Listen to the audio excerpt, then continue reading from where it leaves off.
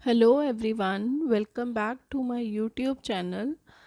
आज का टॉपिक रहेगा कॉस्ट शीट। जैसे कि हमने पहले ही किया था कि भी कॉस्ट शीट करने के लिए कुछ एलिमेंट्स ऑफ कॉस्ट को अंडरस्टैंड करना बहुत ज़रूरी है। तो उन एलिमेंट्स पे पहले मैंने एक वीडियो बना के पोस्ट कर दी हुई है। कॉस्ट शीट करने से पहले आप उस वीडियो को एक बार ज़रूर देखें।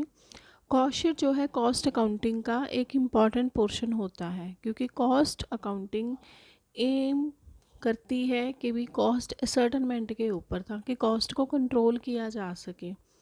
उस कॉस्ट को फाइंड आउट करने के लिए हम जो स्टेटमेंट बनाते हैं उसे कॉस्ट शीट कहा जाता है। सो कॉस्ट शीट का दूसरा नाम है स्टेटमेंट ऑफ कॉस्ट। और अगर हम इसमें कॉस्ट के साथ साथ प्रॉफिट भी फाइंड आउट कर रहे हैं, then it will be called statement of cost and profit. अब कॉस्ट शीट क्या है? एक स्टेटमेंट है जिसमें हमने एक पर्टिकुलर पीरियड में क्या आउटपुट प्रोड्यूस की उसको शो करते हैं, साथ में टोटल कॉस्ट उसकी फाइंड आउट की जाती है, एज वेल एज उसकी कॉस्ट पर यूनिट हमें क्या पड़ रही है वो भी कैलकुलेट किया जाता है। तो बहुत सारे सोर्सेज से हम कॉस्ट डाटा को पहले कलेक्ट करते हैं, चाहे वो किसी जॉब से रिलेटेड हो, किसी बैच से रिलेटेड हो, किसी पर्टिकुलर ऑर्डर से रिलेटेड हो, और फिर उस डाटा को कॉस्ट शीट में प्रेजेंट किया जाता है और वहाँ से उसकी total cost as well as per unit cost calculate की जाती है। जो कॉस्ट शीट है उसे बनाने के लिए कॉलम फॉर्म यूज़ की जाती है। कॉलमनर फॉर्म में हम इसका डिटेल एनालिसिस करते हैं, हर एलिमेंट को डिटेल से उसमें स्पेसिफाई किया जाता है कि कौन से हमारे, हम सेपरेट रिकॉर्डिंग करते हैं डायरेक्ट खर्चों की, इनडायरेक्ट खर्चों की। इनडायरेक्ट में भी फिर सेपरेट कर देते हैं कि कौन से खर्चे फैक्ट्री के हैं, कौन से ऑफिस के हैं, कौन से सेल्स के साथ रिलेटेड हैं। अब कॉस्ट शीट जो है पर वो एक मेमोरेंडम स्टेटमेंट है, वो डबल एंट्री सिस्टम के ऊपर बेस्ड नहीं होती, और ना ही कंपनीज एक्ट में कोई प्रिस्क्राइब्ड फॉर्मेट दिया हुआ है कि कॉस्ट शीट को बनाना कैसे है।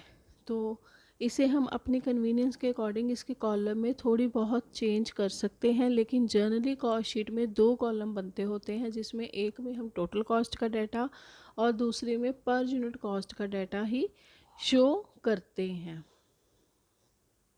कॉस्ट शीट अपना जो डाटा है वो फाइनेंशियल अकाउंटिंग से लेती है।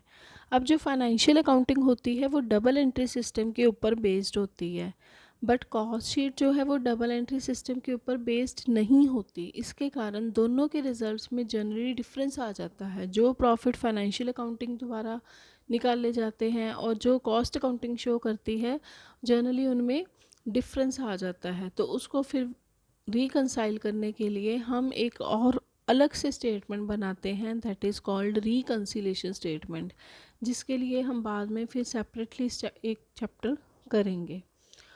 Next is advantages of cost sheet. अब कॉस्ट शीट क्या करती है? कॉस्ट शीट का एम होता है टोटल कॉस्ट फाइंड आउट करना, पर यूनिट कॉस्ट फाइंड आउट करना। ये कॉस्ट डाटा हम कैलकुलेट करते हैं ताकि कॉस्ट को कंट्रोल किया जा सके। फिर ये हमें एक कंपैरेटिव स्टडी प्रोवाइड करती है एलिमेंट्स ऑफ कॉस्ट की।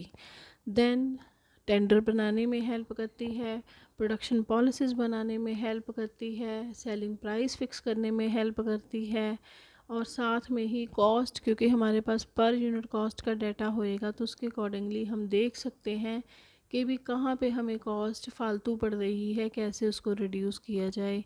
तो फिर according to the situations of market कैसे हम अपनी कॉस्ट को रिड्यूस कर सकते हैं, उसमें कॉस्ट शीट एक बहुत ही इम्पॉर्टेंट टूल है। गाइस, ये था कॉस्ट शीट का थ्योरेटिकल पोर्शन।